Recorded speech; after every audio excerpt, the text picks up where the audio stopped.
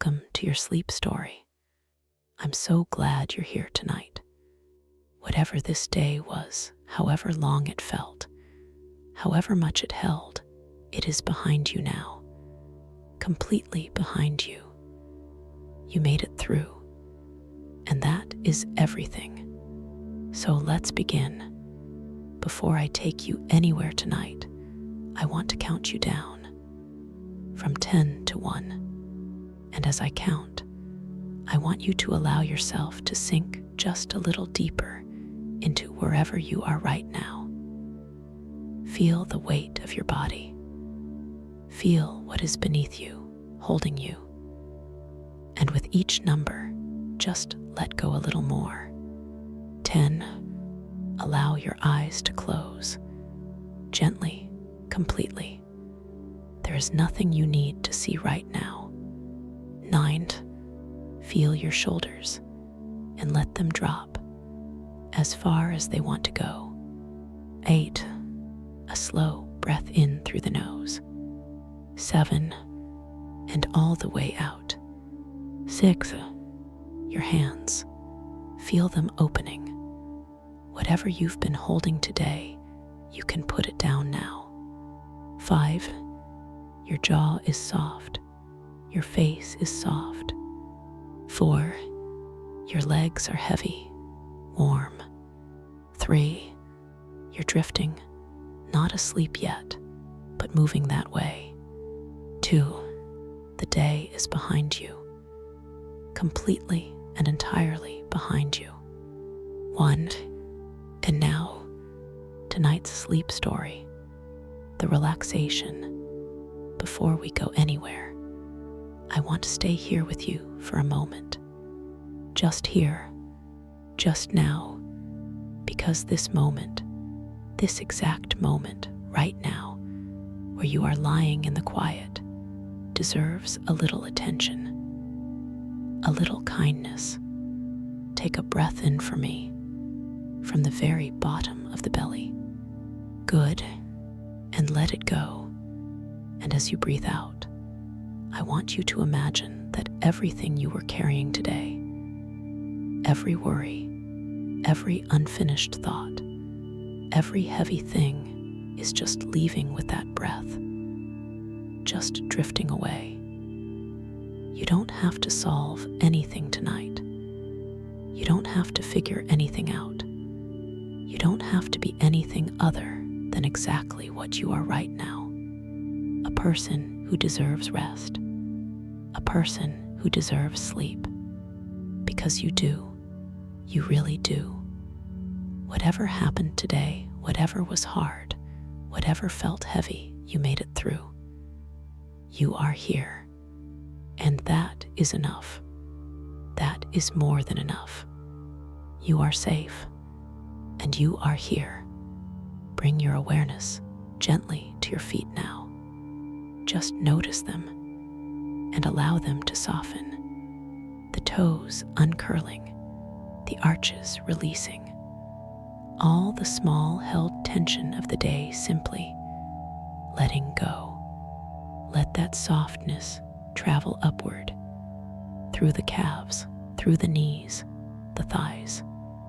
All of it warm, all of it heavy, all of it resting now. Your lower back, your hips. Allow yourself to feel the surface beneath you taking your weight completely, fully. You don't have to hold yourself up anymore. The cliff has you. The sea has you. The belly soft. The chest soft. The heart beating steadily as it always has, as it always will.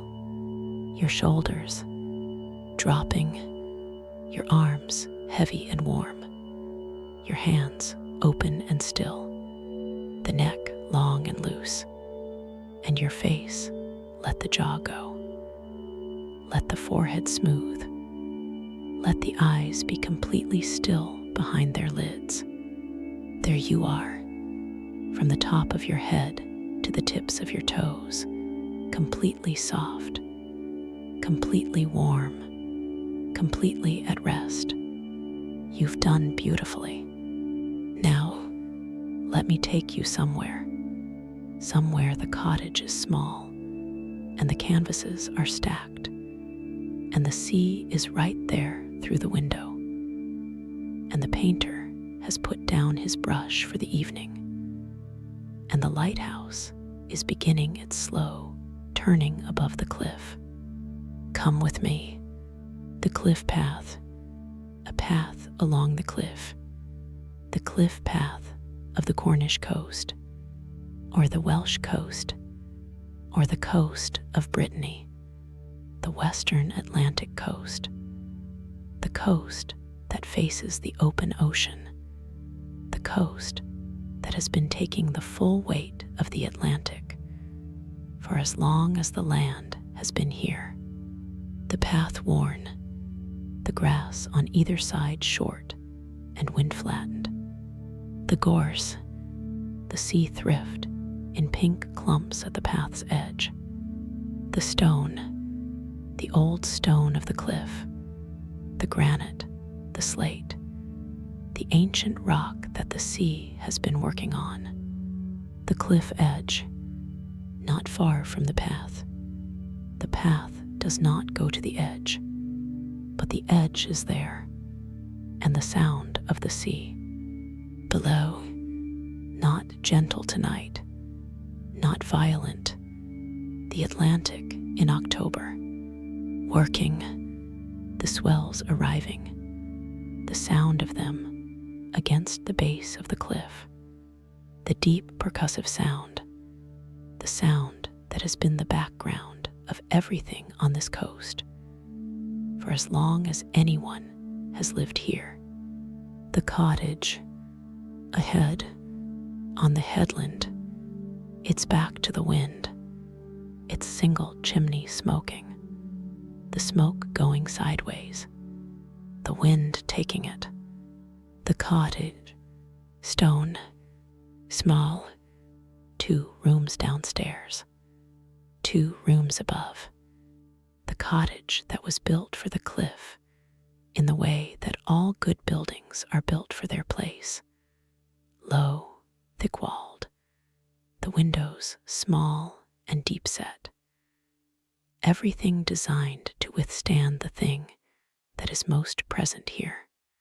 The wind, the salt wind, the wind that finds every gap, that has found every gap in this building for 100 years. The windows facing the sea, the view from the cottage windows, the sea, always the sea from every window that faces west, the sea from every window that faces south, the sea from the bedroom window, the sea that was the last thing the previous occupant saw at night, and his predecessor, and his, the sea, always the sea, through this window, the lighthouse above, the cottage below, and inside, Arthur, the painter. His name is Arthur. He is 67. He has been in this cottage for 26 years. He came to paint. That was the reason. The light, the specific, extraordinary Atlantic coast light that painters have been coming to this coast for since Turner, since before Turner. The painters who understood, who understand that the light of the western Atlantic coast is unlike the light of anywhere else. The light that has traveled 3,000 miles of open water before it arrives. The light that has been through weather and through spray and through the particular atmosphere of the open ocean. The light that falls on this cliff, on this sea, on this cottage. The light that Arthur came to paint. He has been painting it for 26 years. He has not finished. He will not finish. The light will not let him finish, because the light changes every day, every hour, every season. The light he painted yesterday is not the light of today. The light of this evening, the October light, the low light, the light that finds the sea at this angle. This light has never been painted. Not exactly. Not by anyone. Not yet. Arthur working toward it. The studio, the front room of the cottage, the room that faces the sea, the room that Arthur has made into a studio. The canvases, everywhere, on the walls, against the walls, stacked, the paintings of 26 years. Not all of them here. Many have gone to galleries, to collectors, to the people who wanted them. But many are still here. The ones he did not want to part with. The ones he is not finished with. The ones he kept, because they taught him something about the light that he did not want to lose. The smell of the studio. Oil paint, linseed oil, turpentine. The smell of the painter's studio. Specific, unmistakable. The smell of a room where the act of seeing has been converted into the act of making.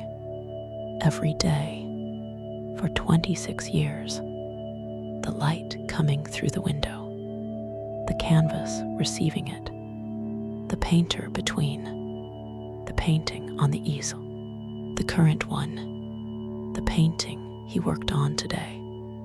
On the easel, still wet, the light on the sea, the October light, the low sun, or the memory of it, the light that remains after the sun has gone below the horizon, the particular quality of light that Arthur was trying to catch today. Not the sun itself, the light that the sun left, the afterglow, the sky that remembers the sun. For half an hour after it is gone, the rose and the gold and the deep blue of the upper sky, all of it in the painting, almost, not quite. He looks at it now, from across the room, the way he always looks at the end of the day. Not in judgment, in assessment. Is it closer than yesterday? He thinks, yes, a little closer. The water in the middle distance, he got that today. The way the light finds the water at that particular angle, he got that. The sky, not yet. The sky is not yet what it needs to be. Tomorrow, he will try the sky tomorrow. The sea from the window. The window, the west-facing window of the studio. The sea through it. Now, at this hour, the sea Arthur has been looking at for 26 years. Not the same sea, the same location, different sea, every day, every hour, the sea that is always itself and always different, the sea in October, dark tonight, the afterglow has gone, the sea, the deep blue-gray of the Atlantic at night, the whitecaps, visible, the white of the breaking waves, against the dark, the rhythm of them, coming in, from the west, from the open ocean, finding the cliff, finding the rocks at the cliff's base, the sound of them, through the glass, the particular sound of this coast that Arthur wakes to, that he works to. That is the background of his painting, the sound of the sea finding the land, over and over, never tiring, never varying in its persistence, only in its character. The lighthouse above the cottage, the lighthouse on the headland, its light beginning, the evening light, enough now for the lighthouse to begin its work. The light turning, the beam finding the sea, turning, finding the sea again. Every 6 seconds, this lighthouse, its particular rhythm. 6 seconds, Arthur has been living beneath this rhythm for 26 years. He knows it the way Seamus knows his island light, the way the light turns above his cottage, the way it finds his window.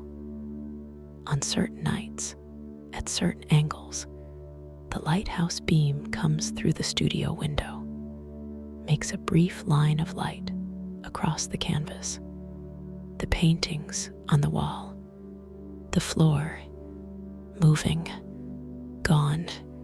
6 seconds later, back. Arthur does not think about this anymore. He has absorbed it. The lighthouse rhythm, part of him. The way the sea sound is part of him. The way the light is part of him. All of it, part of Arthur. The tea, he makes it now, in the kitchen, the small kitchen behind the studio. The kettle, the pot, the mug, the large mug, the mug that takes the big tea, the painter's tea, the tea that he makes when he has stopped working, the tea that is the signal to himself. The day's painting is done. The tea is being made. The shift from making to receiving, from doing to being, from the canvas to the chair by the window. He brings the tea. He sits in the chair that faces the sea, that has faced the sea for 26 years. His chair, the arms of it worn where his arms have been, the cushion shaped to him, the chair that knows him, that knows the weight of him at the end of a painting day. He sits, he drinks the tea, he looks at the sea.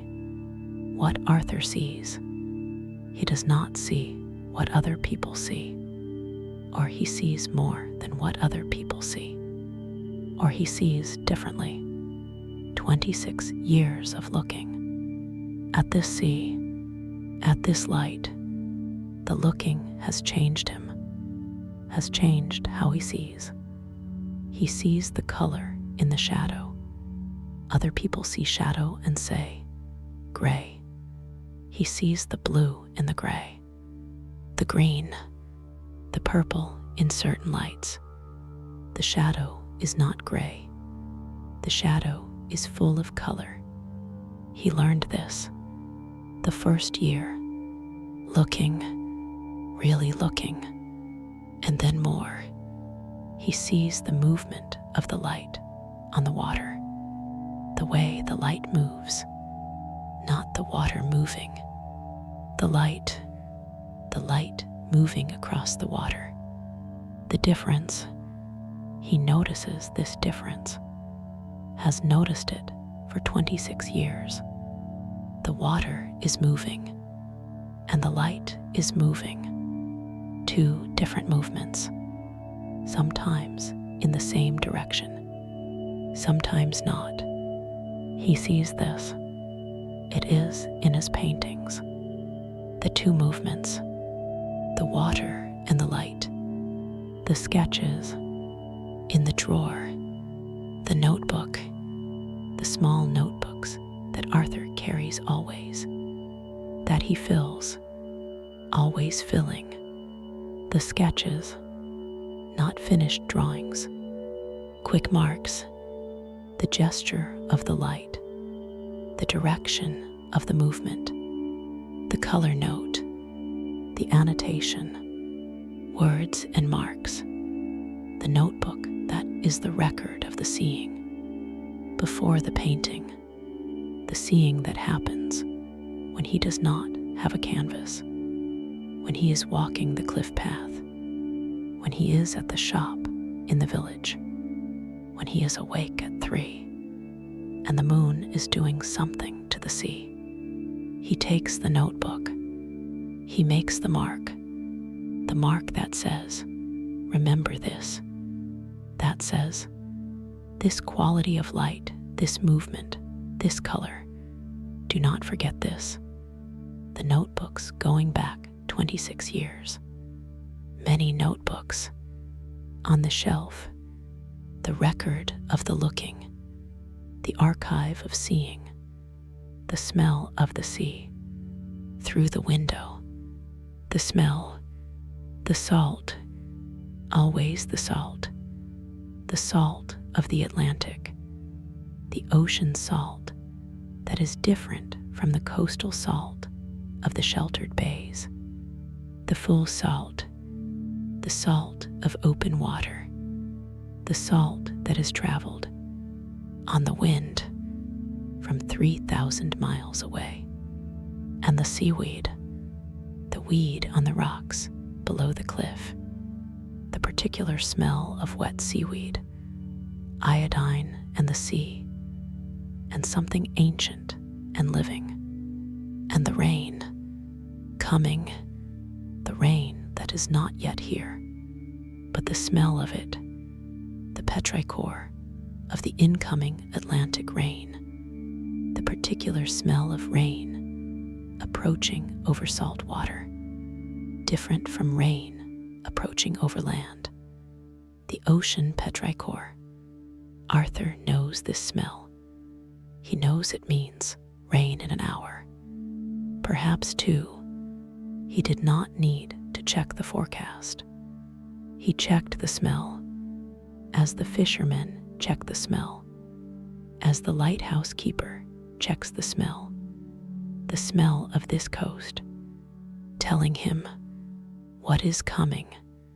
The gallery in the village, 3 miles along the cliff path, the gallery that sells Arthur's work, the small gallery, the owner, an old friend whose name is Bernard, who has been selling Arthur's paintings for 20 years, who drives up to the cottage twice a year to select, to take what Arthur is willing to let go. Not always what Bernard wants. Sometimes Arthur says, not that one, not yet. Bernard nods. He understands the painter's reluctance, the painting that is not finished, even if it looks finished. To Bernard, to everyone, to Arthur not yet, the painting that is still telling him something that he has not yet understood. He keeps it until he understands. Then he lets Bernard take it. The gallery where Arthur's sea lives. On the walls, the sea that Arthur has been looking at for 26 years. The sea that hundreds of people have looked at. Through Arthur's looking, the sea they would not have seen. Without him, the cliffs above the sea, the rock, old rock, Devonian, 360 million years, the rock that was formed from the sediments of an ancient sea, that was compressed, folded, lifted, the rock that is now the cliff, that the current sea is taking apart, very slowly, the cliff eroding, the sea working, the same process that made this rock, the sediment and the pressure and the time, happening again, in reverse, the cliff returning to the sea, very slowly, a few centimeters a year. In some places, in some storms, more. Arthur has watched this. He has watched the cliff change. In 26 years, the path that was 10 meters from the edge when he came is 8 meters now. He keeps his distance. The cliff is changing, always changing, as the sea is changing, as the light is changing. The world that Arthur paints, always changing, never the same, never finished, growing still. Arthur is in his chair. The tea, going cool. The sea through the window. The lighthouse beam, turning above. Every 6 seconds. The painting on the easel, still wet. The sky not yet right. Tomorrow, if thoughts are arriving, and they probably are, because that is what minds do, even for painters in clifftop cottages. They are not staying long. The sea takes them, the sea that has been taking everything since the cliffs were made.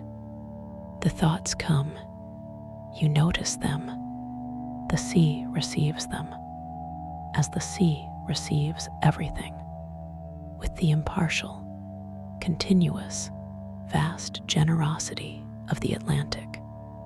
You don't need to hold any of them. Just the chair, just the tea, just the sea through the window, just the lighthouse beam, every 6 seconds, just Arthur, still looking, still finding it not quite right, still trying. Tomorrow, peace lives in this cottage, in the oil paint and the linseed, and the 26 years of looking, and the lighthouse above, and the sea that never finishes, and neither does Arthur. Tonight it is yours. Good night. You are doing so beautifully. The day is done. You came along the cliff path tonight. The gorse and the thrift at the path's edge. The cottage on the headland. Inside, the smell of the studio, oil and linseed and turpentine. The painting on the easel, still wet, the sky not yet right. Arthur in his chair with his tea, looking at the sea he has been looking at for 26 years. The cottage received you, as cottage studios on clifftops receive people who come to them, with the salt air and the sea light, and the paintings that are never quite done. Carry it with you on the days when you are not quite right yet. The days when you look at the work of your life and think, the sky is not yet what it needs to be. Remember Arthur. Remember that he will try tomorrow, that he has been trying for 26 years, that the trying is the whole of it. The painting is never done. You are never done. The light keeps changing. You keep looking. You know the way here now. But tonight, you are already here. The sea is through the window. The lighthouse is turning. The painting is on the easel. Sleep now, deeply, completely. You deserve every salt-aired, oil-scented, cliff-edged, lighthouse-swept, sea-watched moment of this rest. Every single one. Good night. Sleep well. The cottage through the night. The lighthouse at night. The lighthouse above the cottage. Turning, every 6 seconds, the beam finding the sea, the beam that has been finding the sea from this headland since the lighthouse was built in 1847, the lighthouse that replaced the open fire beacon that was here before it, the warning, the light that says, the land is here, the rocks are here, stay away, or come in carefully, the light that has guided ships, that has told captains, you are here, the lighthouse beam traveling out over the dark water, finding ships that Arthur cannot see, reaching them, telling them, the light doing what light does, what it was built for, after all these years, still doing it, the paintings at night, the paintings in the studio, in the dark, the canvases, the sea in them, in the dark, not visible, but there, the sea that Arthur painted. In each one, the light he caught, the light that was this particular day, this particular hour, this quality of the Atlantic, in the paint, in the dark, not visible now, but present, the way the tea ceremony bowl holds the attention of 400 years, the way the logbook holds the looking of 300 years. The paintings hold the light of 26 years of October mornings and July evenings and February storms. All of it in the paintings, in the dark studio, on the cliff, above the sea, what the sea does at night. The Atlantic at night does not rest, has never rested.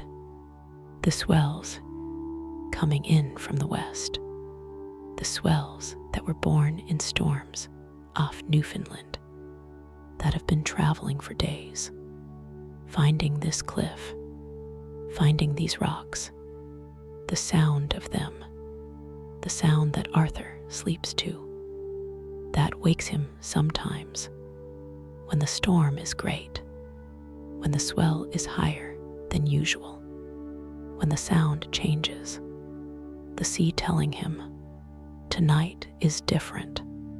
He lies awake, he listens, he thinks about the light, about what the storm will do to the light, about the painting he will make tomorrow.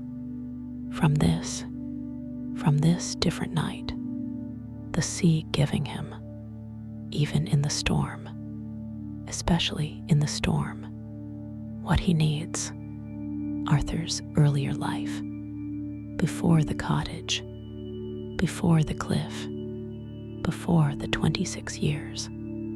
Arthur had another life. He does not talk about it, or he talks about it very rarely. To people he trusts, he was not always a painter. He was other things first. He had a career, a different kind. He was good at it. It was not enough. He knew it was not enough. For a long time he knew. Before he acted on the knowing, he came to the cliff at 41, with the money he had saved, with the few paintings he had made. On weekends, on holidays, the paintings that told him what he needed to know, that the light here was what he needed, that the sea was what he needed, that this cottage, this cliff, this turning beam was what he needed. He came. He has been here 26 years, not regretting. He does not say this. He does not need to say it. The paintings say it. All 26 years of them say it. the color of the sea at night. Arthur has painted the sea at night. The night sea, more difficult than the day sea. The light less, the colors more complex. The night sea is not dark. It is many darks. The dark of the deep water, a blue-black, very dark, almost but not quite black, and the dark of the nearer water, a gray-green, slightly lighter, and the dark of the surf, the white of it, the light of the foam, against the dark, the white caps, the breaking waves, white, the light that the sea makes itself. At night, the phosphorescence, sometimes the same phosphorescence that the Aegean shows, that the jungle rivers showed, that the Kerala backwaters showed. Here, on this Atlantic coast, in certain conditions, the sea glowing green-blue. From within, Arthur has seen it, has tried to paint it, the light the sea makes. In the dark, one of the most extraordinary things he has seen. In 26 years, on this cliff, the sea making its own light. The sketch at 3 in the morning.